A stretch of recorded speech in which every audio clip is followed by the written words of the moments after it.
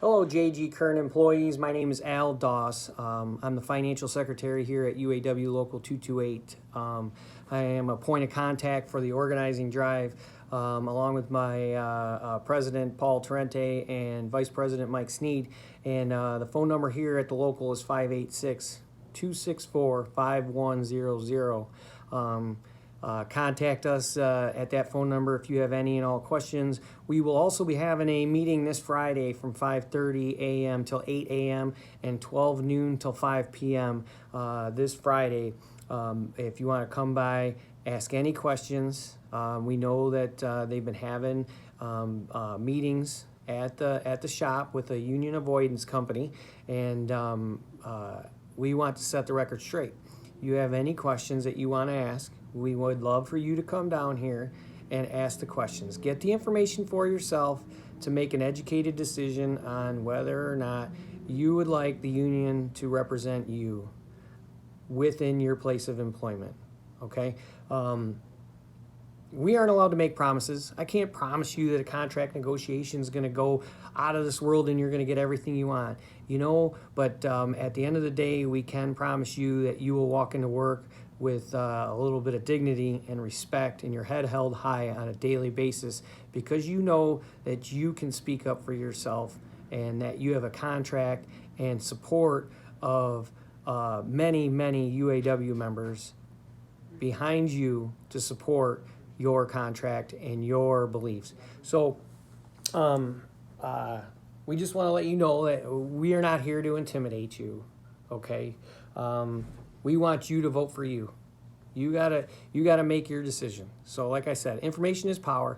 Come on down, ask the questions. So I have a few things that I want to talk about, and I want to let you know that if and when you vote yes on this becoming part of UAW Local 228 and joining the union, what will happen is we're going to go to negotiations, okay? The whole shop floor will vote on who they want, whether it's one negotiator or two negotiators. That'll be to be determined. You will vote for it. You will pick somebody will raise their hand and say, hey, I want to do this. You guys get to vote for it, along with the servicing reps, myself, or our president or our vice president, who that's all to be determined as well. We'll sit down with your elected negotiator to bargain with the company. Now, when we sit down with the company to bargain, it's going to be resolutions that come from the floor. So after we have an election for negotiator, they will go onto the floor and they will hand out resolution forms, and you will ask for things that you want. Whether, obviously, everybody's going to ask for a pay raise, better health care, but there's a lot of small stuff that might be on your mind, might be on your job, where you might have a safety issue or whatnot, and you want it addressed in the contract, okay? So all them issues will be brought to the table and or discussed. Obviously, we're not going to bargain for the vending machine to have a Kit Kat bar in it or whatnot. So legitimate issues, though, definitely will be compiled from the floor and taken to the negotiating table. They're an open book. Negotiations are an open book, okay? You can ask questions about negotiations all the way through the negotiating period. So, like I said, we like to have an open door policy. You can ask any and all questions. Unlike what you've been told, that is something that we pride ourselves on, is keeping our lines of communication open, okay?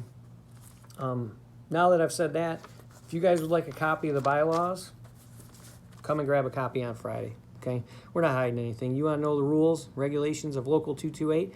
Come by and grab a copy. They're yours, okay? Constitution. Go to uaw.org, search for the Constitution. There's a downloadable copy on the website. Look up anything in the Constitution that you'd like to look up. The LM2. The LM2 is a form that myself as a financial secretary have to submit to the government on a yearly basis, okay? It breaks down pretty much everything we spend throughout the year. Now, the LM2 gets to be scrutinized by everybody and anybody because it's public opinion. So union avoidance companies will take this information and they'll misconstrue what the money is gone for, and they'll tell you, local 228 spent 20-something thousand dollars at Orchards Golf Club. Look at what they do. They play golf all day. So I just wanted to let you know that we did spend $20,000 at the Orchards Golf Club last year in 2017 because of the fact that we were having a scholarship golf outing. Our scholarship golf outing raises funds for our members to apply for a scholarship. Their kids 18 to 25 can come in, submit an essay, and anonymously they will be reviewed. And then after they're reviewed, the higher, however they're graded, I should say, however they're graded is how many ever scholarship packets we give out. Okay, so I want to say this year we handed out 15 scholarships at $500 a piece, and we will put the leftover money in an account that will go towards next year's scholarship fund. So it is a charitable function that goes back to our members. It is not used by myself or our president or our vice president to go play golf on a daily basis.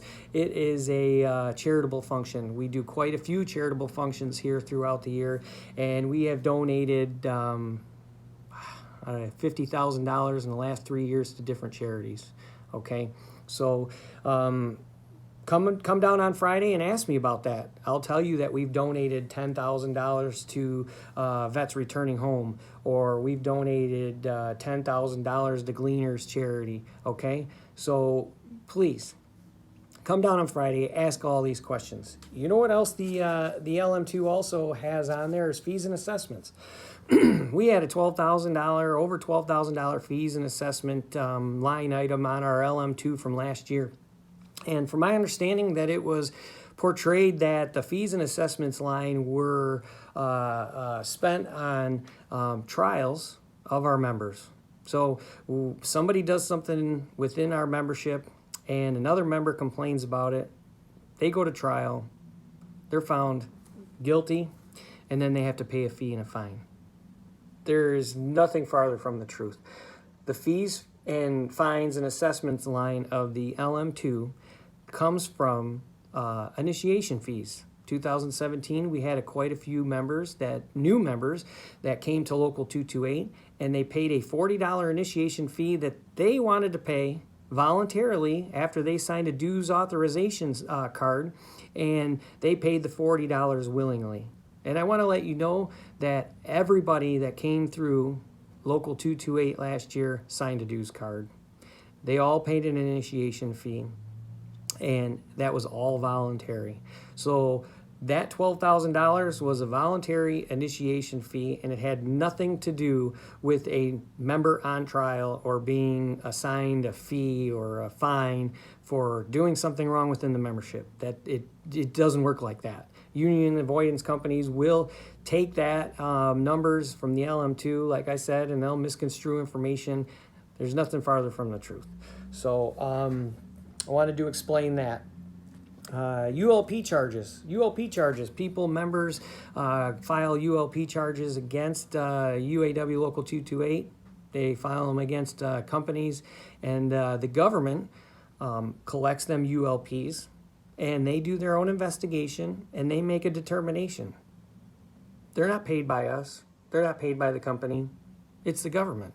So they do their own investigation. It doesn't matter what's in our Constitution that says that so-and-so and so-and-so can't do this or can't do that, and that we're the sole agent.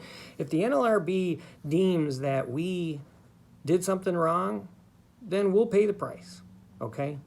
But the government makes those decisions, and after their investigations, if they deem that it's a ULP without any merit, then they'll judge it as so.